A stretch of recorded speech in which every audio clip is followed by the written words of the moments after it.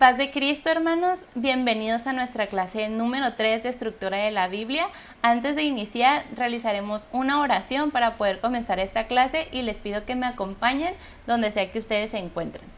Señor, te damos gracias por este día, por este momento, Señor, que nos has permitido tomar esta clase, prepararla, estudiarla.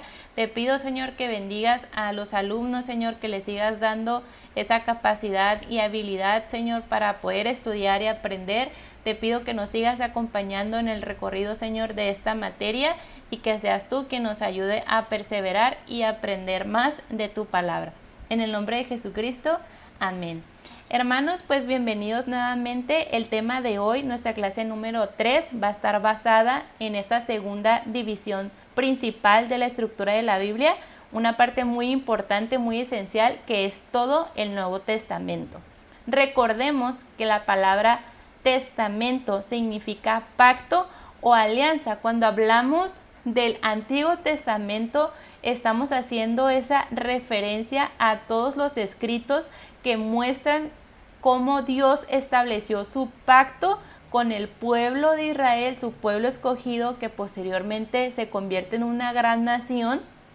Y vemos que encontramos una serie de promesas mesiánicas que van preparando el camino precisamente para la venida del Mesías, que es lo que vamos a ver principalmente en el Nuevo Testamento. El Nuevo Testamento pues contiene todos los escritos, enseñanzas. Su propósito es hablarnos, mostrarnos la vida, mostrarnos el ministerio, la muerte y la resurrección de Jesús, que vemos que en él es donde se establece y se cumple este nuevo pacto, ya no solamente para la nación de Israel, sino ahora para toda la humanidad por medio de su sacrificio. Otro dato muy interesante que me gustaría compartirles es que la historia que abarca todo el Antiguo Testamento es aproximadamente un periodo de 2000 años. A diferencia de esto, la historia que abarca todo el Nuevo Testamento es de tan solo 100 años, es decir, que abarca ese primer siglo de la era cristiana, de la iglesia primitiva, bajo la época del Imperio Romano. Esa es nuestra introducción, hermanos, tomen ahí nota. Ahora pasaremos a un segundo punto, que es hablar y conocer cómo fue que se formó el Nuevo Testamento. Tanto el Antiguo como el Nuevo Testamento tienen un proceso de formación. El Nuevo Testamento es esta segunda división principal de la Biblia, la cual está constituida por 27 libros, principalmente en el idioma griego koiné. Recordemos que el Antiguo encontramos dos idiomas principales ahí, el primero que es el hebreo, y parte del Antiguo Testamento también fue escrito en arameo. Pero todo el Nuevo Testamento, en su mayoría, en su totalidad, vamos a encontrar que el idioma original fue escrito en griego koiné. ¿Quiénes fueron sus principales autores? Tenemos a Pablo, el apóstol Pablo, que vemos que él escribió gran parte de esta sección, escribió aproximadamente 13 cartas que también conocemos nosotros como epístolas, que vemos que estas cartas van dirigidas a diferentes comunidades o iglesias cristianas de este primer siglo. Sus textos forman una parte muy grande de las enseñanzas doctrinales del cristianismo. También tenemos otros autores como Lucas, Juan el apóstol, tenemos los evangelistas Mateo, Marcos, también tenemos a Pedro, a Santiago y a Judas. Y su primera tarea, hermanos, para esta tercera clase va a ser realizar una biografía de todos los autores del Nuevo Testamento. No son tantos, son muy pocos, y lo que me interesa que hagan es que ustedes investiguen acerca de quiénes eran, cuáles fueron los libros o cartas que escribieron, a qué se dedicaban, cuál era su oficio, y que podamos hacer una investigación profunda de estos autores, ya que cuando conocemos e investigamos también al autor, eso nos da una información muy complementaria para poder entender e interpretar mejor el mensaje de los libros que cada uno de ellos escribió. Ahora pasaremos a hablar de cómo está organizado el Nuevo Testamento. Como ya les mencioné, tiene un total de 27 libros y 4 subdivisiones. La primera de ellas es los evangelios, que también conocemos como los evangelios sinópticos, que eso estudiaremos más a profundidad en las próximas clases, pero corresponde a estos 4 relatos sobre la vida y ministerio de Jesús, como lo es Mateo, Marcos, Lucas y Juan, que ofrecen estas diferentes perspectivas sobre la vida y el mensaje de nuestro Señor Jesús. También tenemos un libro histórico o el libro de historia, que es el libro de los Hechos de los Apóstoles, que documenta el nacimiento de la iglesia y también la expansión del cristianismo. Después tenemos las epístolas o cartas escritas por Pablo, que son 21 cartas en total, escritas no solamente por Pablo, la mayoría de ellas fueron escritas por él, pero también tenemos otras escritas por Pedro, por Juan y por Santiago. Y cada una de ellas fueron dirigidas, pues como ya lo mencioné, a diferentes comunidades cristianas con el propósito de orientar, corregir y profundizar en esta doctrina de la fe cristiana. Y por último, en estas 4 subdivisiones tenemos el libro profético o de profecía, que es nada más y nada menos el libro de Apocalipsis, o también conocido o llamado como el libro de la Revelación. Es un solo libro que habla acerca de estas profecías que están por cumplirse. Vemos que está lleno de simbolismo que ofrece un mensaje de esa esperanza futura y la victoria final de nuestro Dios en su segunda venida. Continuamos, hermanos, con nuestro punto número 3, que es comprender la relación Antiguo y Nuevo Testamento, aprender cómo es que se relacionan entre sí. ¿Qué quiere decir esto? Que el Nuevo Testamento no viene a hablarnos de una nueva historia, sino que más bien nos presenta esta historia continua, ya que es la culminación de todo lo que se había hablado durante siglos, de esas promesas habladas en el Antiguo Testamento. No existe un número oficial exacto, sin embargo, varios estudios bíblicos calculan que la Biblia contiene alrededor de 8,000 promesas en total, de las cuales aproximadamente 7,700 se encuentran únicamente en el Antiguo Testamento, es decir, gran parte de ellas son estas profecías y estas promesas totalmente mesiánicas que apuntaban a la llegada de Jesús, el cual es el tema principal del Nuevo Testamento. Entonces podemos entender que esta sección no es una historia aislada, sino que viene totalmente a sumar, a mostrarnos ese cumplimiento, esa parte perfecta de todo lo que se había prometido durante siglos en gran parte de la historia, que es el Antiguo Testamento. Entre estas 2 secciones hay una historia totalmente exacta y perfecta, entrelazada en cada una de sus partes. Y una de estas promesas, vamos a hablar acerca de ellas, es la promesa de un Redentor, el cual vemos que se nos presenta, se nos habla desde el libro de Génesis capítulo 3 versículo 15, donde se nos habla de este protoevangelio después de la caída del hombre. Dios promete que de la descendencia de la mujer vencería a la serpiente. Esta es la primera promesa mesiánica que nos habla la palabra de Dios, y durante todo el Antiguo Testamento pues viene a surgir esta pregunta, esta expectativa: ¿quién iba a ser ese descendiente que vendría a vencer este mal, ¿no? En el Nuevo Testamento vamos a ver que el primer libro, que es el libro de Mateo, comienza hablando y diciendo el libro de la genealogía de Jesucristo. Esta genealogía no es un escrito cualquiera, sino que vemos que trae una profundidad totalmente exacta, donde Mateo quiere demostrar precisamente esto, que Jesús era y es ese descendiente tan esperado y prometido. También tenemos la promesa a Abraham, donde recordemos que Dios prometió una descendencia grande, una nación, prometió una tierra, y también prometió que por medio de Abraham serían benditas todas las familias de la tierra. Esto lo encontramos en Génesis capítulo 12, y en el Nuevo Testamento se nos muestran estas enseñanzas donde nos dice que esa bendición universal alcanza a todas las naciones por medio de Cristo. Vamos a leer Gálatas capítulo 3, versículo 16, que dice así, desde el 15, perdón. Hermanos, hablo en términos humanos. Un pacto, aunque sea de hombre, una vez rectificado, nadie lo invalida ni le añade. Ahora bien, a Abraham fueron hechas las promesas y a su simiente. No dice y a las simientes, como si hablase de muchos, sino como de uno. Y a tu simiente, la cual es Cristo. Entonces, esta es una de las referencias que podemos nosotros encontrar cómo se complementa y se cumple todo lo que se hablaba en el Antiguo Testamento. Otra promesa muy importante es la promesa a David. En el capítulo 7 de Segunda de Samuel vemos que Dios promete que un descendiente de David reinaría para siempre, que nos habla de este reino sempiterno.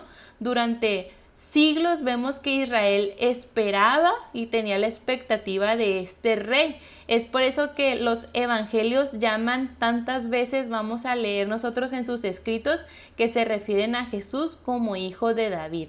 Y este hijo de David pues no solamente era una forma de llamarlo, no solamente era un título y ya, sino que más que eso era una afirmación mesiánica de cómo esa promesa estaba siendo cumplida en Jesucristo. También tenemos una serie de profecías mesiánicas donde vemos que no solamente se promete o se anuncia, ¿no?, la venida del Mesías, sino que también nos revelan, nos muestran aspectos específicos acerca de él. Vemos que en el Antiguo Testamento se nos dice que nacería en Belén, que sería descendiente de David, que sufriría por los pecadores, que llevaría todos los pecados del mundo, que iba a morir y que iba a resucitar y establecería un reino eterno.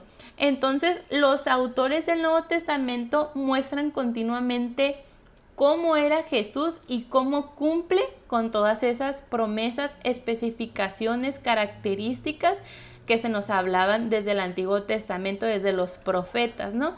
De hecho, Mateo, que es el primer autor que vamos a encontrar en esta sección, repite muchas veces la siguiente frase: todo esto sucedió para que se cumpliera lo dicho por el profeta tal, ¿no? Vemos que la palabra de Dios hasta nos habla tan claro, tan específico, para que no haya ninguna duda de que este era el cumplimiento de lo que se había prometido anteriormente. Nos da una afirmación. Después de hablar y conocer algunas de las promesas más importantes que vemos cumplidas del Antiguo Testamento en el Nuevo, ahora pasaremos a otra parte muy importante, muy interesante también a su vez, que es el contexto histórico de todo el Nuevo Testamento, ¿no?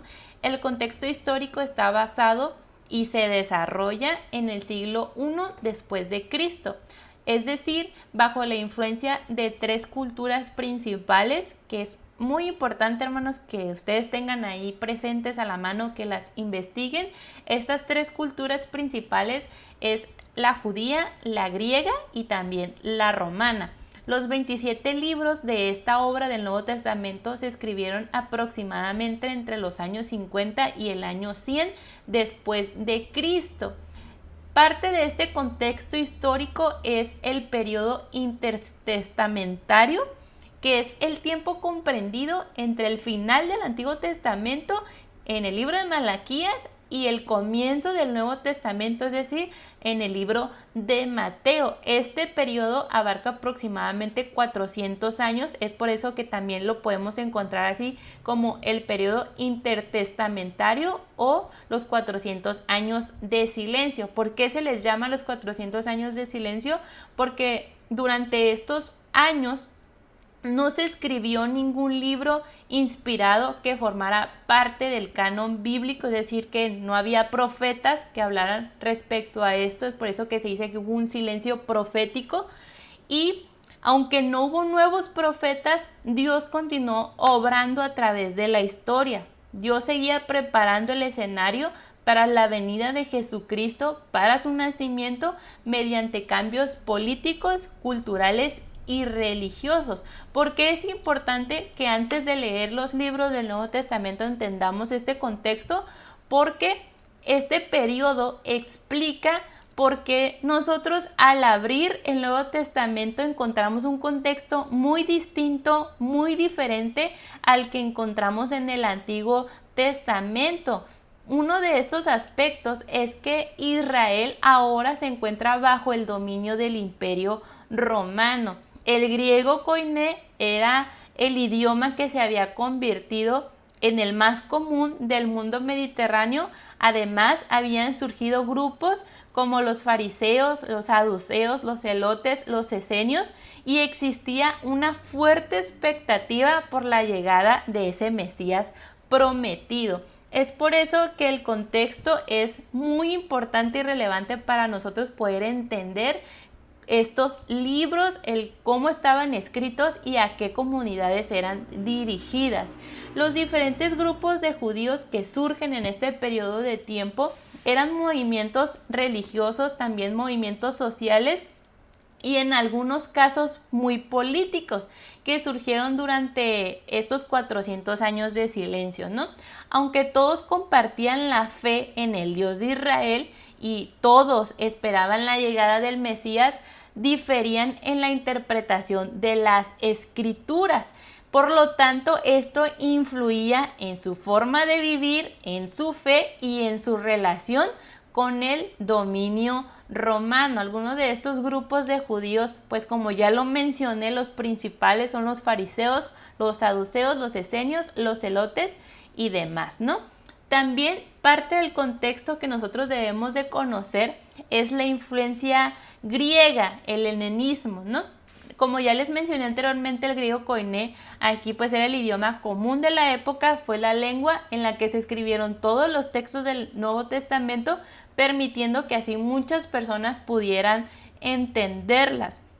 La cultura, hermanos, y la filosofía griega se habían extendido ampliamente por todas estas regiones tras las conquistas de Alejandro Magno. Aunque parece esto poco relevante, hermanos, realmente es una de las cosas que más debemos nosotros de investigar respecto a este contexto para poder entender mejor a quiénes se dirigían las cartas de Pablo, porque este primer siglo de la iglesia estaba siendo muy influenciado por estas corrientes y así entenderemos mejor el mensaje que se nos muestra en estos libros, ¿no? Estaban aquí en este tiempo muy presentes las escuelas filosóficas como la del estoicismo. Les recomiendo que lo investiguen, lo lean y les va a ayudar mucho para comprenderlo mejor. También durante el Nuevo Testamento, pues Israel estaba bajo el dominio del Imperio Romano. ¿Qué significaba esto? Que no era una nación políticamente independiente. Aunque conservaba algunas instituciones y líderes locales, la autoridad suprema seguía siendo Roma, seguía perteneciendo a Roma. Este dominio político permitía que Roma gobernara mediante emperadores, gobernadores y otro tipo de reyes, ¿no? Tenían su jerarquía muy establecida. Un ejemplo de ellos es Herodes el Grande, que vemos que fue el que gobernó Judea cuando nace Jesús. Más tarde también tenemos otro gobernador que es Poncio Pilato, que fue el gobernador romano, que autoriza la crucifixión de Jesús, el que se la da las manos, ¿no? Los judíos tenían cierta autonomía en asuntos religiosos, pero las decisiones más importantes referentes a la política, a lo judicial, dependían totalmente de los gobernadores o líderes romanos. El dominio militar también es interesante nosotros de entender dentro del contexto, porque el ejército romano mantenía el control territorial, es decir, que había soldados en las principales ciudades. Recordemos un ejemplo de ellos es que cuando Pablo es arrestado por soldados romanos, ¿no? Entonces, ese es un ejemplo, y también había fortalezas para evitar rebeliones y garantizar el orden, ¿no? Entonces, esta presencia militar de los romanos les recordaba constantemente a los judíos, a Israel, que estaban sometidos a un poder extranjero. También existía un dominio económico. Roma cobraba impuestos a las provincias conquistadas. Estos impuestos pues eran una carga para la población y explican por qué los publicanos, es decir, que eran los recaudadores de impuestos, eran tan despreciados, ¿no? Porque trabajaban para el Imperio Romano y en ocasiones cobraban más de lo debido para poder enriquecerse ellos mismos. También tenemos el dominio cultural. Aunque los judíos conservaron su religión, sus creencias, su fe y muchas de sus costumbres, vivían en un mundo profundamente influenciado por la cultura grecorromana, como ya lo mencioné. El idioma griego era ampliamente hablado, las ciudades seguían modelos romanos y las leyes e instituciones estaban bajo la autoridad total del Imperio Romano. Una vez entendiendo y conociendo más acerca del contexto del Nuevo Testamento, el cual recomiendo ampliamente que ustedes se tomen el tiempo personal y a profundidad de leer y conocer más acerca de esos aspectos, ahora hablaremos del contenido, los temas diversos que vamos a encontrar en esta colección de 27 libros. El primero de ellos es la persona y la obra de Jesús. Vamos a hablar y vamos a conocer acerca de su encarnación, su vida de humanidad perfecta aquí en la tierra, cómo Él viene a darnos ese ejemplo en todas las áreas. Vamos a conocer a Jesús y sus enseñanzas como ese maestro, como ese rabí. Hablaremos de su muerte, su resurrección y su ascensión. El tema principal y central de estos 27 libros viene siendo Jesucristo como el Mesías prometido y el Hijo de Dios. Nos hablan estos libros también acerca del reino de Dios cuando Jesús anuncia que ese reino había llegado. Vemos cómo se hace ese llamado al arrepentimiento y a vivir bajo ese gobierno de Dios. Vemos que estos libros se nos hablan acerca de la salvación por gracia y no por obras, la reconciliación con Dios por medio de la fe en Jesucristo, la justificación, el perdón y la vida nueva. Vemos que se nos habla respecto a la iglesia primitiva, cómo fue su nacimiento en el Pentecostés, cuál era su misión, cómo fue su crecimiento y la expansión de esta primera era de la iglesia. Vemos que se nos habla acerca del discipulado, cómo se debía de seguir a Cristo, cómo se debía de vivir en santidad, cómo debemos de amar a Dios, cómo debemos de amar al prójimo, cómo podemos perseverar en medio de tantas pruebas y tantas luchas. Se nos habla de algo muy especial también, que es la obra del Espíritu Santo, cómo esa obra viene a capacitar a cada uno de los creyentes, cómo produce una transformación, cómo da dones para edificar a la iglesia y culmina con el mensaje de la esperanza futura, que es la segunda venida de Cristo, ese regreso, cómo es su resurrección, cómo va a ser el juicio final y cómo se nos habla, se nos promete esta eternidad, estos cielos nuevos y una tierra nueva. Y por último hablaremos un poco respecto a la expectativa del Mesías, ¿no? El Nuevo Testamento comienza con un pueblo que esperaba al Mesías. La gran pregunta de ellos no era si vendría o no, sino su expectativa era referente a cómo iba a ser. Jesús vemos que cumplió todas estas promesas del Antiguo Testamento, pero lo hizo de una manera que superó todas las expectativas humanas. Incluso por ello muchos no le recibieron porque no cumplían con las expectativas que ellos tenían, pero muchos otros sí creyeron en él. Vino no solo a liberar a una nación, sino que vino a ofrecer algo más grande, que era la salvación para toda la humanidad. Y cierro con esto. Tito capítulo 2 versículo 13 dice así: aguardando la esperanza bienaventurada y la manifestación gloriosa de nuestro gran Dios y Salvador Jesucristo. La esperanza, hermanos, ha sido el hilo conductor del pueblo de Dios desde el Antiguo y Nuevo Testamento. Antes esperaban su primera venida y hoy nosotros esperamos la segunda. Y yo les invito a que sigamos guardando esta esperanza bienaventurada de que un día y muy pronto Él regresará. Mi deseo es que Dios los bendiga y en la plataforma les estaré publicando las 2 tareas de esa tercera clase. Dios les bendiga.